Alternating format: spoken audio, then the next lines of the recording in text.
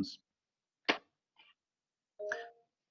And now we're ready to start, and I just wanted to say to everybody a very, very warm welcome.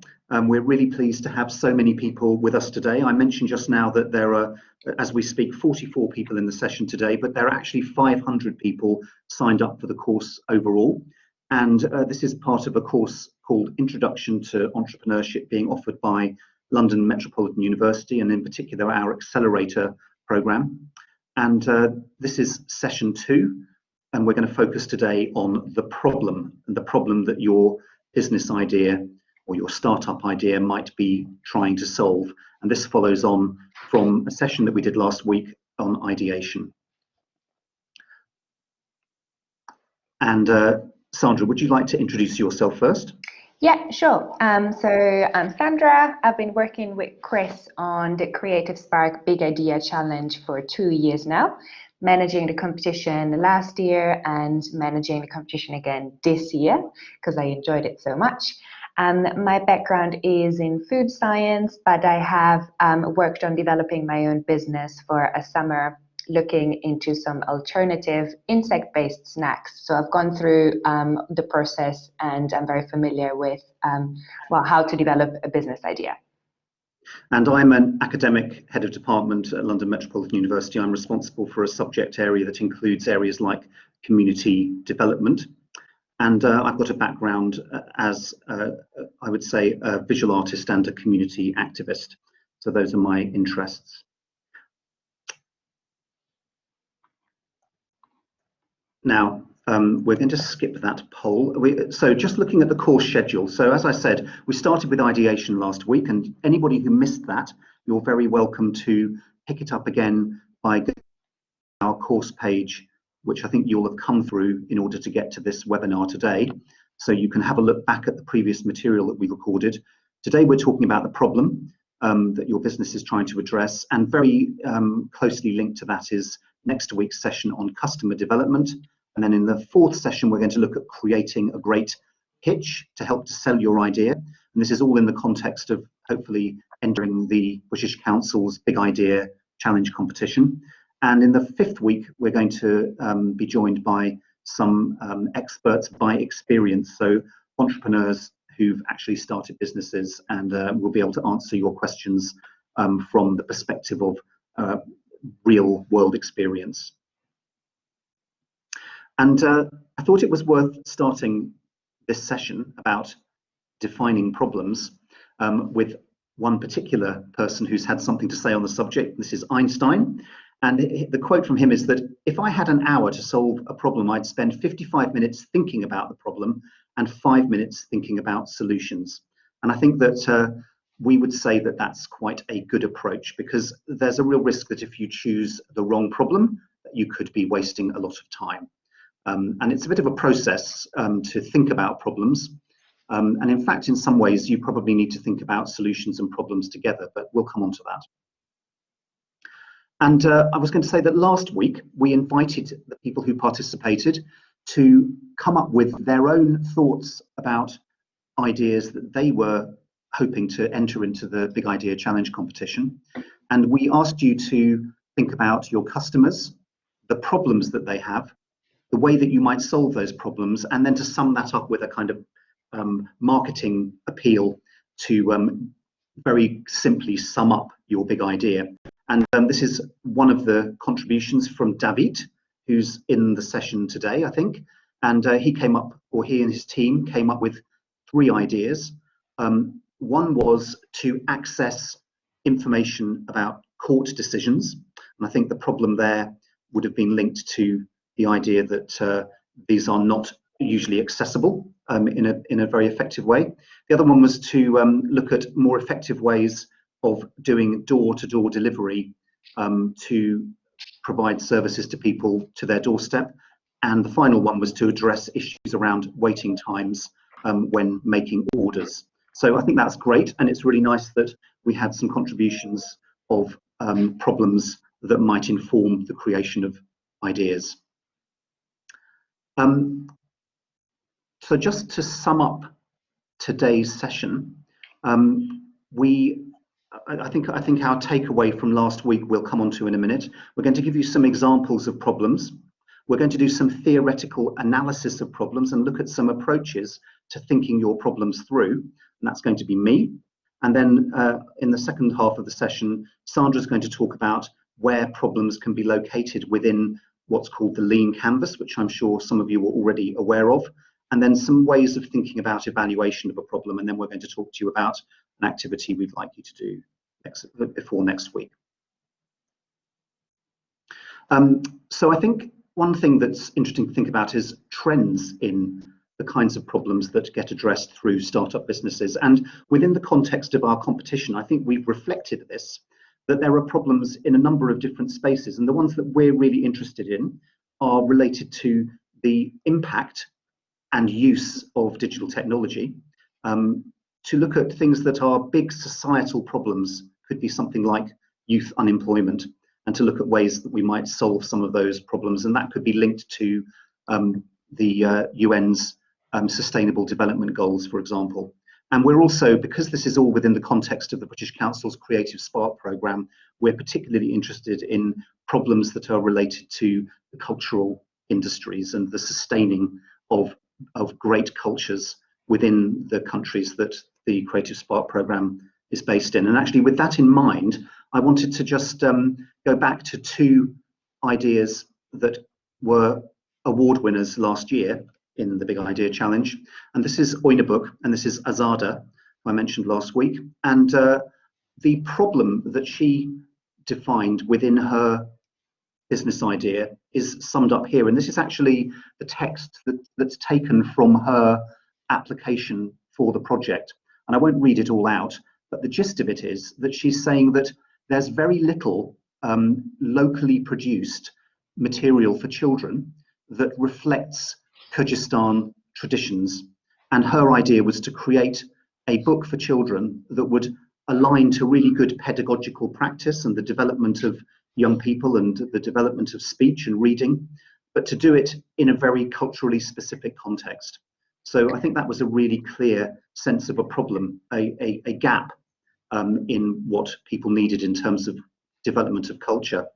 And the second example that I wanted to give was, and this is Tengo and Naili, and their project was called Sapo, which I think is probably the word for soap in Georgia. And you can see the little soap that Niali is holding up here, and it's a soap in the shape of an animal. Actually, when you rub the soap and use it, eventually you get a story that is revealed inside it.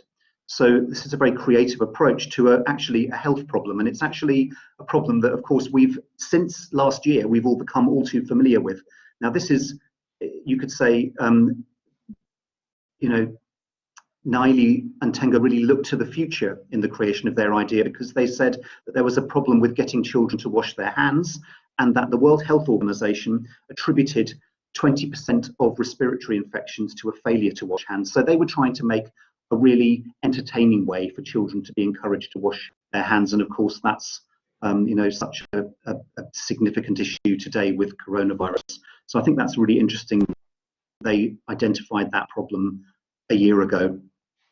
I thought it was worth thinking about some of the ways in which businesses traditionally have looked at analysing problems, and very often this is within the context of problems in the processing of a particular aspect of a business, the processes that businesses operate. And of course, one of the things about established businesses is that they have an incredibly strong evidence base to use to analyze problems. And one of the issues with a startup is that there isn't any of that kind of history usually, and you're working in a situation of great uncertainty, whereas actually problem analysis in a traditional business can be slightly more straightforward because you have that history to be able to analyze.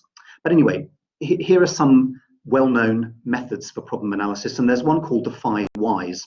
So you could ask a question about a problem and then repeat the process 5 times. So for example, you could ask, why are there such high levels of youth unemployment?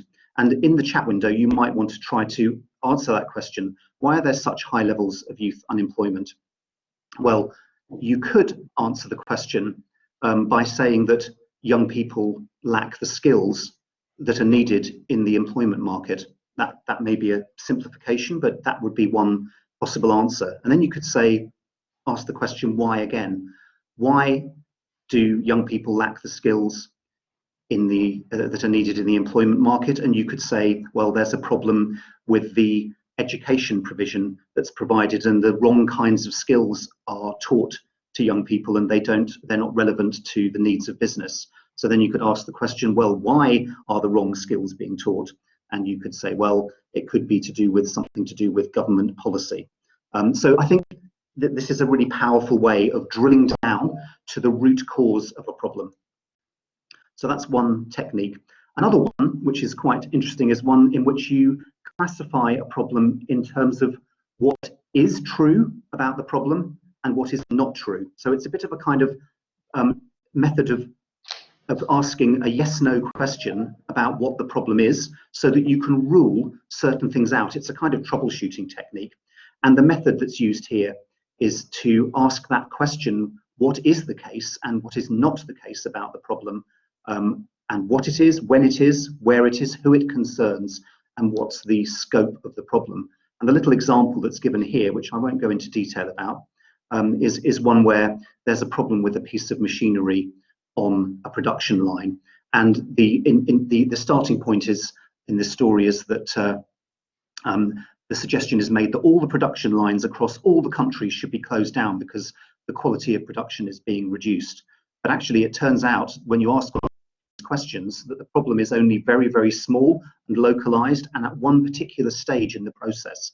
So the result is that the cost of closing the production line doesn't have to be borne, because it's been realized once the problem analysis happens that it's much smaller than was originally expected.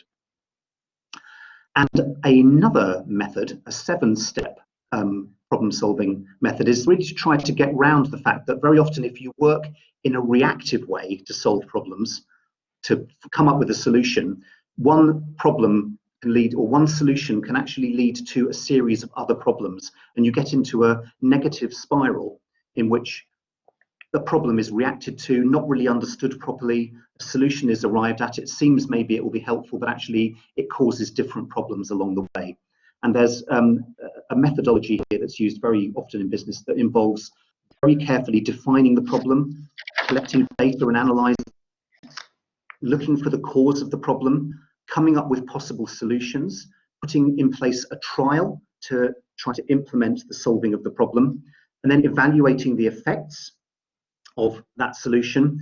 And then once you've learned that it's effective, trying to roll it out more widely and standardizing it. And then eventually evaluating how effectively your problem solving has been, so that you can improve and apply the methodology of problem solving in a wider context. So these are very much methods that are used within the context of traditional business. And I think that when we think about new products and starting up a new business where there's not that track record, we can think of some other techniques to use as well. And the one that I'm just highlighting here linked to pain. So one of the things that's often said about whether customers want to spend money is that they're more likely to spend money if they're experiencing some kind of pain than if they're trying to achieve some kind of pleasure. So my example here, this is a photo I took of my phone this morning. I don't know what I'm with it, somewhere here. Anyway, that's a photograph of it, and you can see that it's got a great big crack across the screen. And I think what I wanted to say is that I'm more likely to spend money on a phone to fix a problem with it when I break it, because I need it so badly. I'm much more likely to spend money on that than to spend £1,000 or $1,000 on a brand new iPhone 10, which I can't afford. So, you know, I'd love to have a really great up-to-date phone, but I can't afford it. But what I can afford is to fix the problem when I experience the pain of my phone being out of use when I drop it. And here's a little kind of scale from 0 to 10, where you could try to classify what your idea produces or is producing in the customer in terms of the pain they experience. Is it no pain, or is it excruciating pain? And we're not saying that you can't come up with a product that doesn't address pain in any way in a customer, you will have an easier ride perhaps if you are addressing something that is really painful for your customers. Another way of thinking about problems is whether they're perceived or real. So you may be addressing a problem in your product that's perceived or real, and both of them are valid, but they're different. And I've just to illustrate this point, I've got two pictures of myself that I took this morning, and one of them includes me without two elements that I would maybe be deemed to be necessary. So I don't know if you can put into the chat window what you think those things are. Spot the difference between picture number 1 on the left and picture number 2. Would anybody like to suggest? Glasses? Oh, glasses isn't a plant. Okay. A tie, yeah. So the question is, which, out of my tie and my glasses, which is the real problem that I'm addressing with one of those things?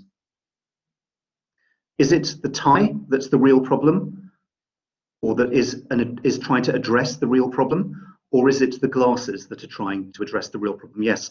So Shakosa, you've said it's the glasses, and you're right. It's because I'm short-sighted and I need glasses or I can't see.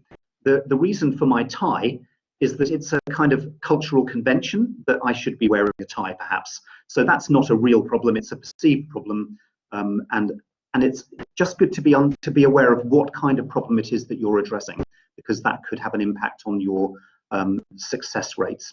I think another thing to consider is the trends that are taking place in the problems that businesses address. So, we hear a lot about artificial intelligence, 5G, the Internet of Things.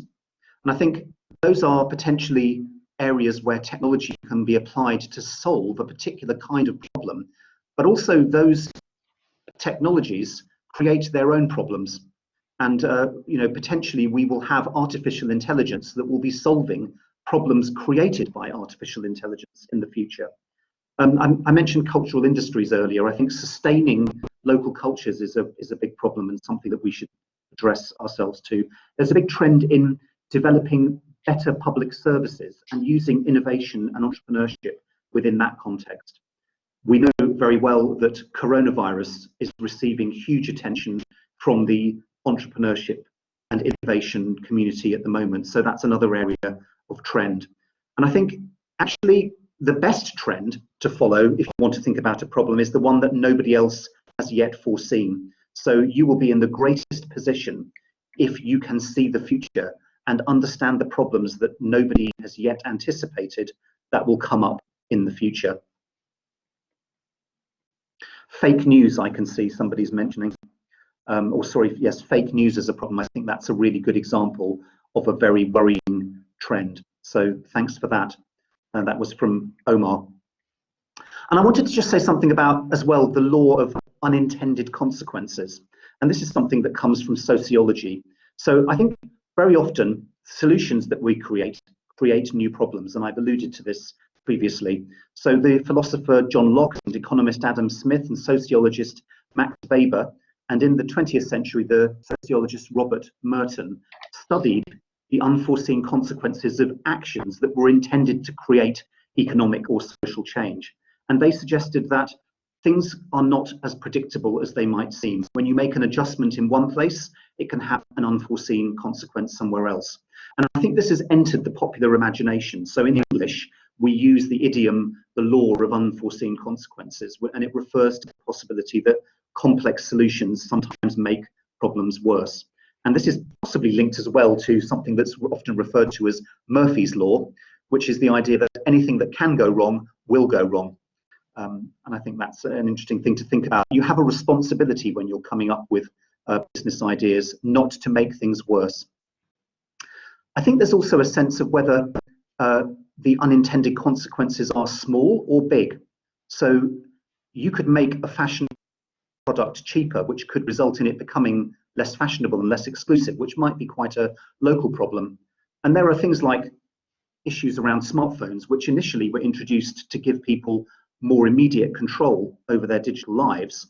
But as we all know, many people are arguing that there's a mental health crisis arising out of young people's always on experience of using technology.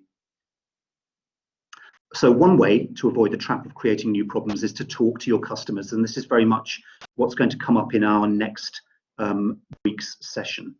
And Sandra will be saying something about customers in a minute. I wanted to give an example from my own experience. So as well as being an academic, I'm also the chair of trustees of a charity, and it's a music charity. Now, we try to address the fact that there's not enough music teaching available to young people currently, and that's on the back of the fact that since the 2008 banking crisis, the UK government has cut some of its funding to the areas of the curriculum that it thinks are less important. So we've stepped in as a charity to try to create music opportunities for young people, but I think the possible unforeseen consequence of that is that it lets the government off the hook, and it can point to the fact that lots of charities are operating in this area and say, look, the government doesn't need to fund it, when in fact there's no way that a charity or a series of charities can fill the gaps left by the gaps in government funding. And I think this is going to be the kind of problem we're going to see a lot in the future as we look at the aftermath of coronavirus. I wanted to just refer back for a minute as well to last week's slide that we did on design thinking, and just emphasize the fact that defining the problem was an absolutely key stage in the design thinking process. And it's worth ourselves reminding ourselves that, of course, the process of design thinking is a cycle. So we don't necessarily start with defining the problem. We could start with empathizing with the customer and then go on to thinking about what problems our customers have. But we want to think very much in a circular way. And Sandra, over to you. Yes, okay.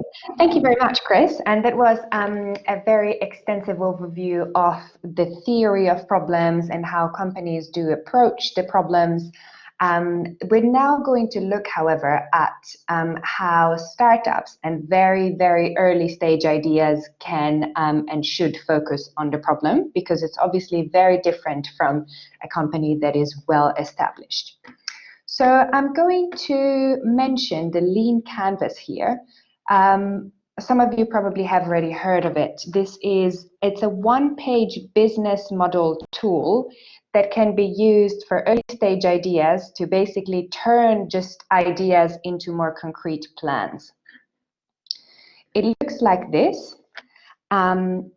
And it's just a useful tool that helps entrepreneurs ensure that they've thought about all the aspects that are involved in building a business.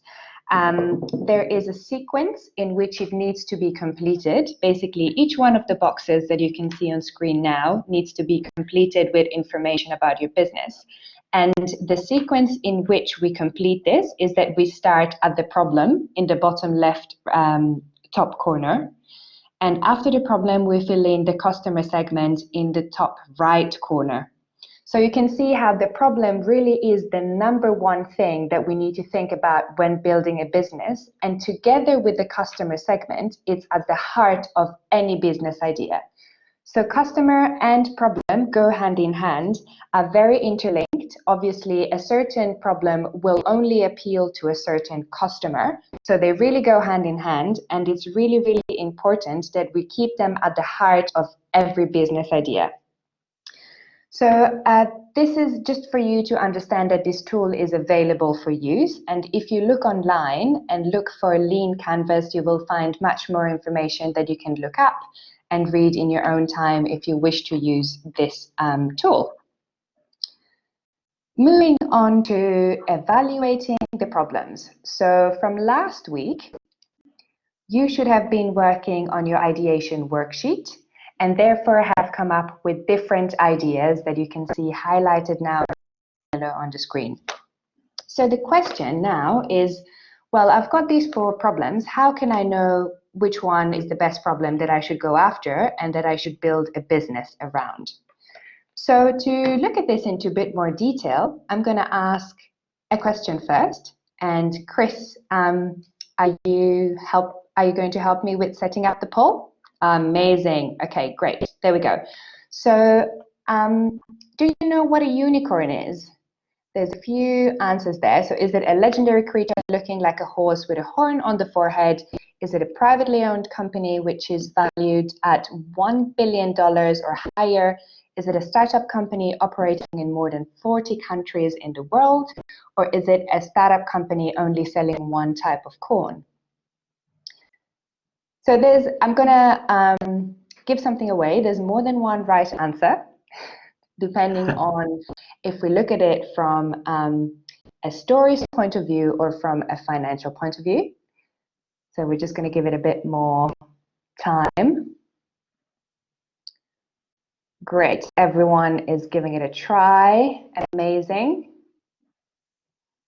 Philip, you can click on the answer on your screen. You should have a pop-up window that came up, and you can just click on the answer that you think is the correct one. Okay, let's give it maybe another couple of seconds. All right.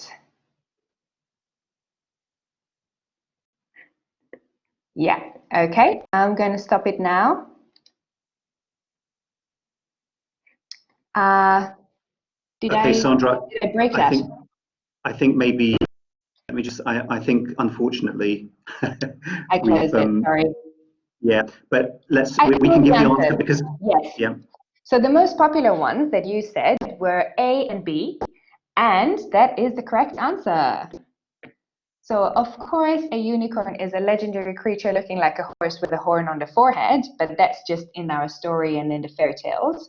And in the financial world, a unicorn is a privately owned company which is valued at over $1 billion. That's a crazy amount of money. So this leads us into basically thinking of the steps on how we choose what problem we want to build the business around. So step number one is, what is your ambition when you're building a business? So do you want to set up a micro business? A micro business is a very small business that has less than 10 employees. It can be also just one person, just yourself, or yourself and someone else. It's a very, very tiny business, normally operating locally. There is a small or medium-sized enterprises category. So you might want to build a company like that is a little bit bigger, has between 10 and 250 employees. Or do you want to actually build a large enterprise over 250 employees? This could probably become a unicorn, or if you aim to build a unicorn with just a company where you're the only employee, that's a very, very ambitious thing to do, but not impossible. So what is your ambition? What kind of business do you want to build? Because obviously different problems are going to develop into different kind of businesses.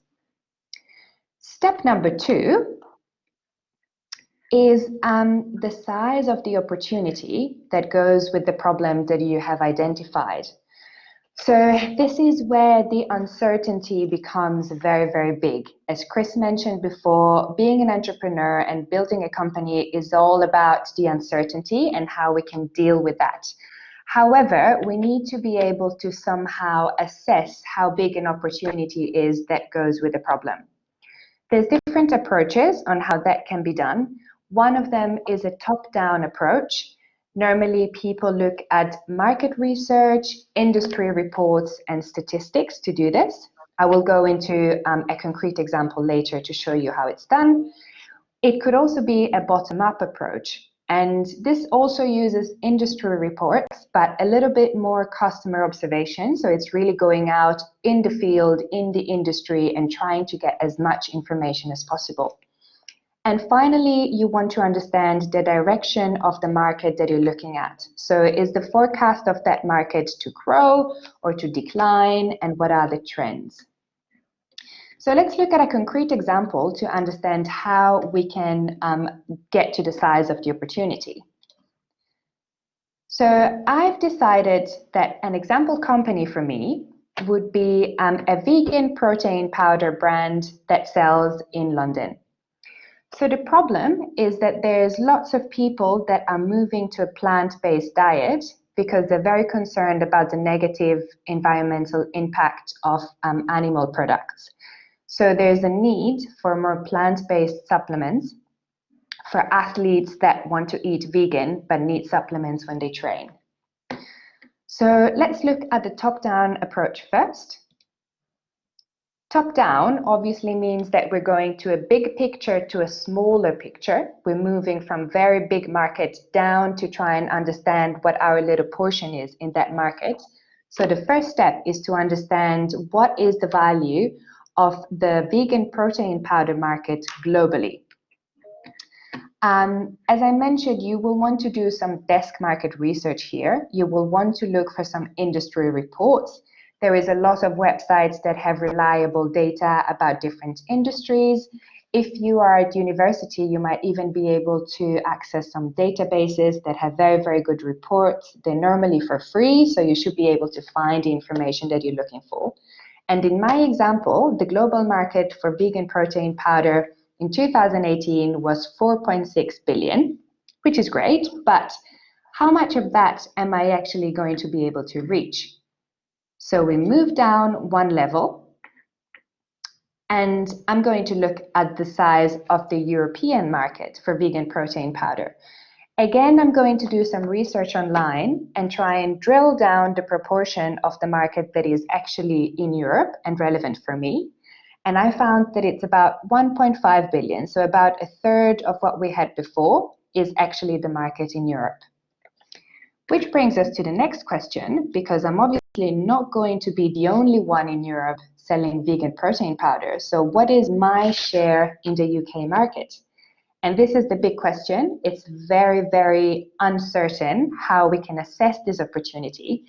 But there's a bit of, guesswork here. You need to decide how big your market is going to be. And you might want to get a more accurate figure by also looking at the bottom-up example. So moving to the bottom-up approach, this is slightly different, and we're going to go into a little bit of math. So if you and numbers are not really good friends, you might want to ask someone to help you out here to do a little bit of calculations. So for this approach, I'm coming the other way around. Instead of looking at the global market moving down, I'm starting from my little observation, trying to move up. So I'm going to define that my customers for this problem are vegans aged 25 to 34. They're young professionals. They live in central and around London. They're active and they're health conscious. So I want to know how many of those people are there in London. I looked first at the population in London in general, which is 8.9 million people. Then I found a statistic to see what portion of that is aged 25 to 34, which the internet told me is 23%. So that leaves us with 2 million potential target market. Of those 2 million, I found that 5% in London are vegan. And again, this is just the internet giving me statistics. So 5% of the 2 million leaves us with 100,000 people. And out of those 100,000, I estimate that 33% take protein supplements. I couldn't find a statistic for this, but ideally you could find one that gives you more certainty, because again, it's really uncertain. So we are at 33,000 people, and I think they spend £25 a month on protein powder, so £300 yearly, which if we sum it all up together, if you're still with me, that means that the size of the opportunity for me in London for this product is around 9.9 million. Which is great. So I have a bit more confidence that solving this problem, there's actually a financial opportunity for me in that market. And this is the exercise that you want doing with your problems as well, to kind of understand what the opportunity size is, and if you want to go after a bigger problem that has more of a financial opportunity or a smaller problem, depending on what your ambition is. Moving on to step 3. Which is understanding the direction of the market. So this is difficult because obviously we don't have a crystal ball and we don't know where the future is going to go, but we can find some information on forecasts online normally. And there's also a very magical tool that can help you here. which is Google. Ta-da! So I'm going to quickly share my screen and show you how you can use something called Google Trends. If you have not heard of it, it is a fantastic tool. All right, let me see if you can we see it, Chris?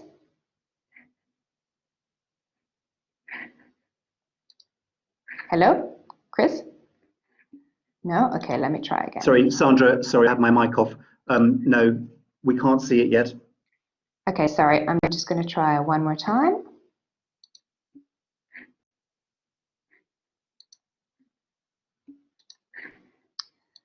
Okay, bear with me just a moment.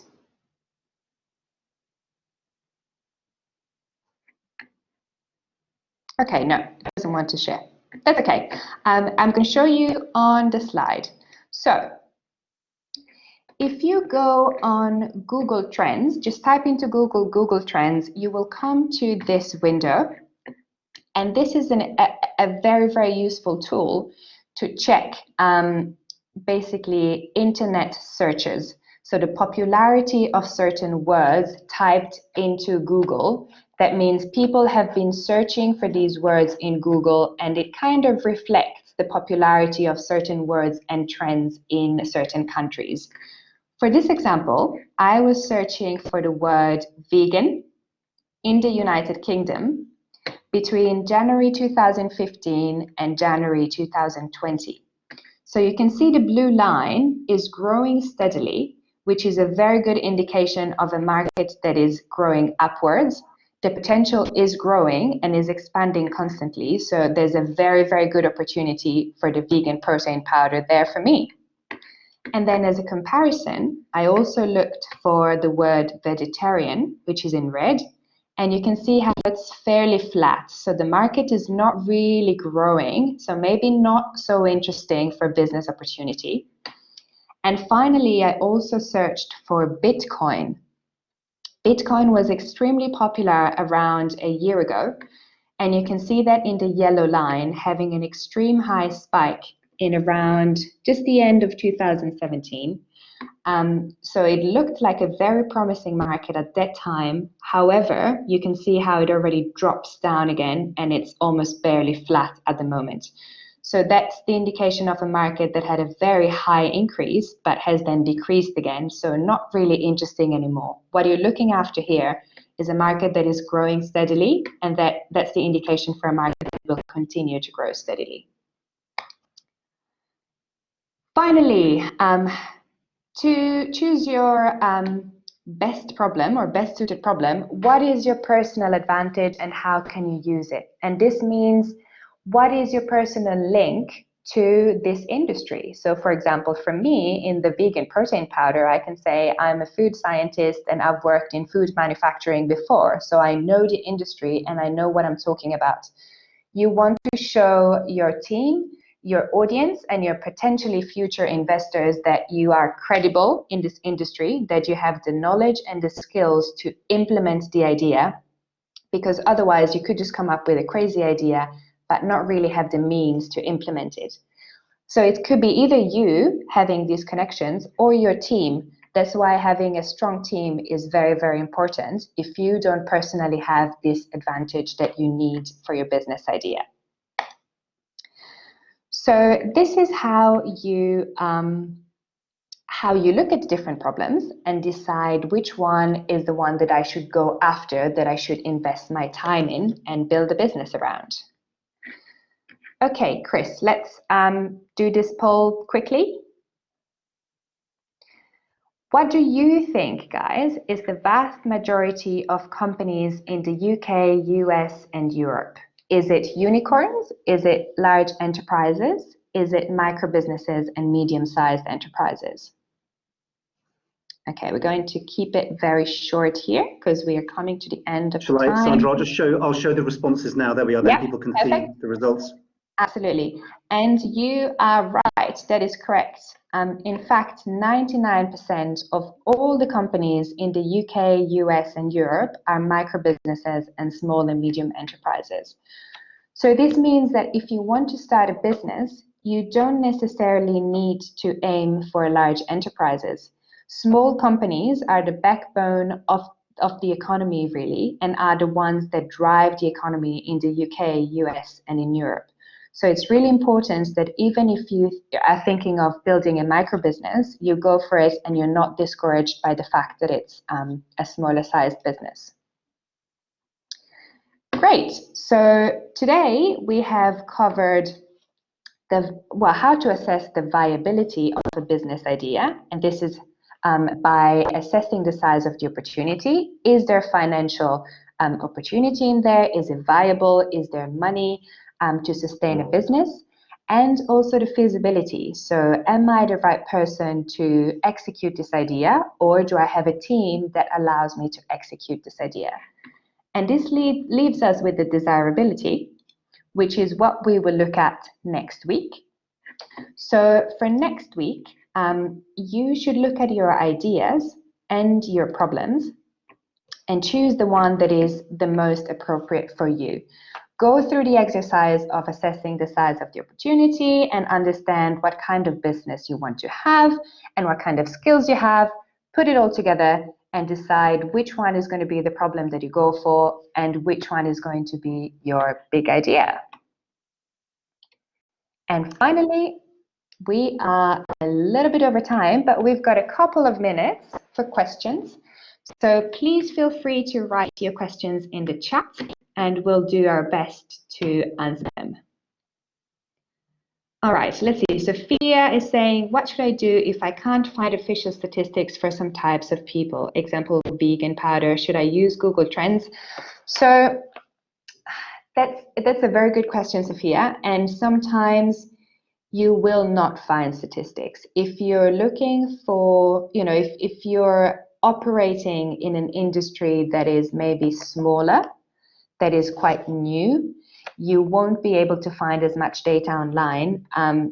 But, I guess this is a challenge and an opportunity at the same time. It means that the space is fairly free. So there's not many businesses operating in it. And again, if you want to be an entrepreneur, you need to be comfortable with uncertainty and be creative about ways of how you can try and understand if there is an opportunity or not. So go out, not right now because it's not safe, but go out and, stand in front of shops and see how many people walk in and out and what kind of products they buy. Is it useful for your idea, or similar products that you're thinking of developing? Do they buy them? How much money do they spend on it? Just see if there's a market for what you're trying to build and manufacture. Yeah, Sandra, I think a really good point there is, in answer to Sophia's problem is, to sum up what you've said, it's, you can do your own primary research. Absolutely. If there isn't secondary material that you can access, then get out there and observe. There's no substitute for that. Talk to people. Talk to people, yeah, and that's the next session. Yeah, that's going to be our next session. And in fact, even if there is reports and information on data available on the internet, you should really, confirm that with your own research. Yeah, take it with a pinch of salt. Absolutely. Let's see what other questions we've got, Sandra. Let's just see. I'm just going to. So I've got Abdul Wazid. My project helps to find masks. For now, it does not bring money, but later I can charge subscription fee from pharmacy stores. Is it okay? I think it's, absolutely. It's a very current problem. It might be worth thinking about how it is sustainable once we are out of the phase of the pandemic. So this topic is really actual. But how are you going to make this idea or this problem work in the future when we're not in the peak of the pandemic anymore? Sandra, I can see that Jalalov is asking, could we please explain customer research? And I think that's absolutely come back next week. And yes, that's what we'll be doing then. So absolutely. Please do return next week. Next week will be Oh, all about customer discovery and how to speak to customers. So please join us again to find out more. yeah. Sandra, there's a question that's come up from Otar, which is, how can you save your idea from being stolen by other people? And this was a question that was asked last week as well. Yeah. Do you want to give your response to that one? Yeah, sure. So the most important thing about developing a business is how you implement it. You can ask any entrepreneur, and it's not about having the idea, it's about how you implement it and how you carefully think everything through, and how you can turn it into action. It's about your team. Obviously, if it's a technical idea that includes a patent or something similar, you would not want to share the details of that because it's obviously a trading secret. But you need to share your idea in order to test it, to validate it. You need to run it through customers' experiences, see what their feedback is. Otherwise, if you keep it secret until the very end, you will most likely end up with a business or solving a problem with a solution that nobody wants. So it's really, really important to share your ideas, discuss them with anyone, kind of put them upside down, take them apart, put them back together, test them, bring them out there, and just be 100% sure that what you are doing is what the market wants and that there is an opportunity for it out there. Yeah, I mean, I think in general, we would say that people worry too much about having their ideas stolen, and generally, you're probably okay. You're not going to risk your business if you're careful, if you put it out there and start asking people whether they want what you're going to provide. I'm just going to go through a few things that I can see people have said. So Christian, a few years ago, I did a survey questionnaire and asked people in the city square about an idea I was developing. Well, that's an absolutely fantastic idea, a fantastic way of gathering information by running your own questionnaire and going out into the public square and asking questions. Thanks to Speruza for your comments. And Olesia, you're saying in Ukraine, people say there is truth, lies, big lies, and statistics. There is a really big problem with official statistics. Well, I think that that's absolutely right, and you need to be extremely critical of any data that you look at. So, but I don't think we should discount statistics. We just need to create a very critical approach to them and ensure that we maybe understand where they come from, understand some of the basis for the claims that might be made through the statistics. How was the information gathered? How representative was it? There's a real method for being able to critically analyze statistics, and I think we shouldn't discount them altogether. It's absolutely not. And I think the source that Sandra provided, there's a limit to what you can conclude from what she showed on Google Trends, but I think that does represent something that we could view as a fact about the number of people who are searching. I trust that those statistics tell us about searches. It's up to us to be critical in the way that we do the analysis and what interpretation we apply to that data. Yeah, I'd like to. Sorry, Sandra, go on. Chris, I'd like to add that that's the challenges of being an entrepreneur. You're moving in a space that is not populated yet. You're doing things that don't exist. You're offering services that don't exist yet, or products that are new with customers that are not yet defined, and you will not have certainty. You never will. The closest you can get to having something that you're comfortable with, so finding some numbers that give you enough confidence to pursue the opportunity is the best you can do. So that's unfortunately the challenge of building your own business. Somebody is asking, can we come up with a new product which didn't exist before, except similar prototypes? And I think the answer to that is yes. Often the innovation in products is not the absolute key. As Sandra was saying earlier, it's often about the understanding you have of the way you present your product, what kind of team you have that can develop it.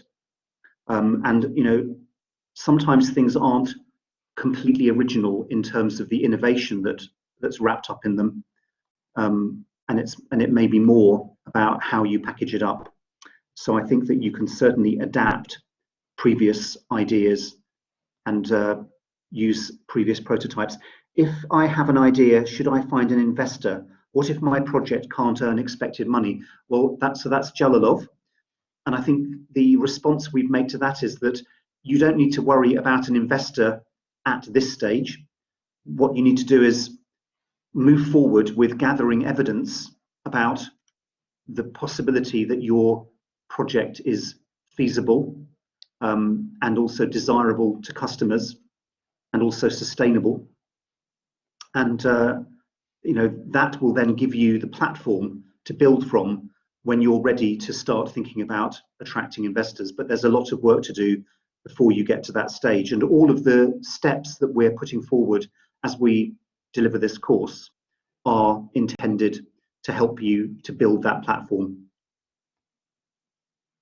So I think we're out of time. Yeah, let's wrap it up. Let's just remind people that we're very, very keen to see your ideas and your thinking about customers, and maybe thinking about some of the research that you might do to back up your ideas. You can post them into our discussion board, which is part of the course site that we've shared with you. And we'll create a session 2 discussion forum for that, and you're welcome to enter material into there at any point during the week.